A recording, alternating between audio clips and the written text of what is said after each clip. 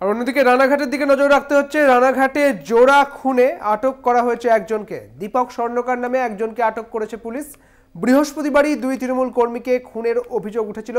রানাঘাটের আনুয়ালিয়াতে খুন হয়েছিলেন সুমন চক্রবর্তী এবং তার যে গাড়ির চালক ছিলেন, অর্থাৎ রানাঘাটের আনুলিয়াতে খুন হয়েছিলেন সুমন চক্রবর্তী এবং তার যে গাড়ির চালক, এবং সেই ঘটনাকে কেন্দ্র করে এবার একজনকে গ্রেপ্তার করেছে পুলিশ। রানাঘাটের ঘটনা, যেখানে রানাঘাটের আনুলিয়ার এই ঘটনা, রানাঘাটের আনুলিয়াতে খুন হয়েছিলেন সুমন চক্রবর্তী নামে এক ব্যক্তি এবং সেই সঙ্গে তার গাড়ির চালকও খুন হয়েছিলেন। বৃহস্পতিবার দুই তৃণমূল নেতার খুনের এই ঘটনা, তৃণমূল কর্মীর খুনের এই ঘটনাকে কেন্দ্র করে একজনকে গ্রেপ্তার করা হয়েছে, যার নাম দীপক স্বর্ণকার। পুলিশ সূত্রে খবর, দীপক স্বর্ণকার নামে একজনকে গ্রেপ্তার করেছে পুলিশ। রানাঘাটের জোড়া খুনে আটক একজন।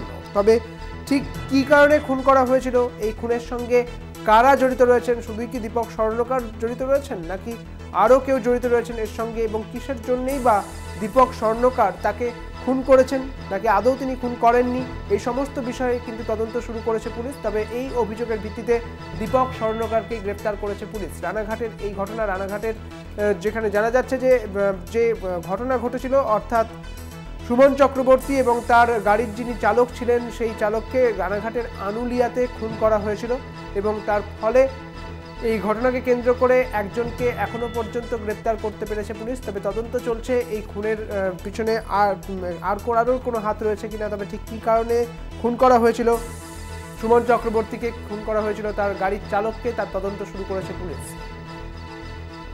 আবারও খবরের শিরোনামে রানাঘাটের আনুলিয়াতে খুন হন সুমন চক্রবর্তী এবং তার গাড়ির চালক, এবং এই খুনের ঘটনা তদন্ত চলছিল এবং এই খুনের অভিযোগে এখনো পর্যন্ত একজনকে গ্রেপ্তার করতে পেরেছে পুলিশ, যার নাম দীপক স্বর্ণকার।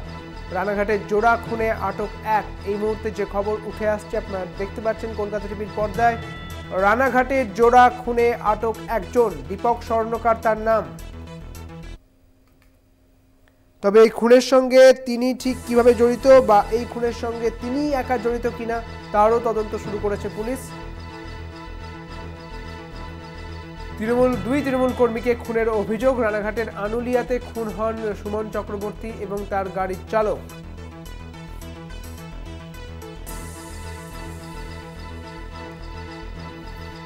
আপনাদের আরও একবার জানিয়ে রাখি, রানাঘাটের আনুলিয়ার যে ঘটনা, যেখানে খুনের ঘটনা উঠে এসেছিল, একসঙ্গে জোড়া খুন, সুমন চক্রবর্তী এবং তার গাড়ির চালককে খুন করা হয়েছিল এবং এই ঘটনায় এখনো পর্যন্ত একজনকে গ্রেপ্তার করা গিয়েছে, তার নাম দীপক স্বর্ণকার, এবং এই দীপক স্বর্ণকারকে গ্রেপ্তার করে তার তদন্ত শুরু করেছে পুলিশ। এই ঘটনায় আর কেউ জড়িত রয়েছেন কিনা, তবে ঠিক কী কারণে তাদের খুন করা হয়েছে, এই সমস্ত বিষয় খতিয়ে দেখা হচ্ছে পুলিশের পক্ষ থেকে।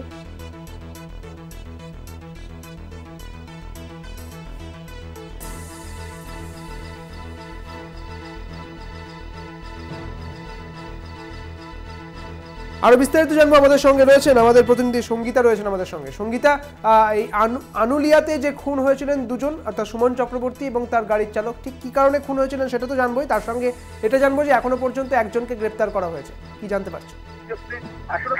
অ্যাকচুয়ালি গতকালের যে ঘটনা, যে জোড়া খুনের ঘটনা রানাঘাটে, এবং সেই সুমন চক্রবর্তী যিনি ব্যবসায়ী এবং তিনি হচ্ছেন তৃণমূল কংগ্রেসের সঙ্গেও জড়িত, সেই রাজনীতির সঙ্গে জড়িত, এবং পাশাপাশি তার ড্রাইভার যিনি তার চালক রূপম দাস, তাকে কিন্তু যে মনসাতলায় যে বাড়িতে দীপক স্বর্ণকারের যে বাগান বাড়ি, সেই বাগান বাড়িতে কিন্তু তাকে ফোন করে নিয়ে আসা হয় এবং তারপর সেখান থেকে কিন্তু তাকে সেই মৃতদেহ অবস্থায় পড়ে থাকতে দেখা যায় এবং সেখান থেকেই কিন্তু পুলিশ তাকে উদ্ধার করে।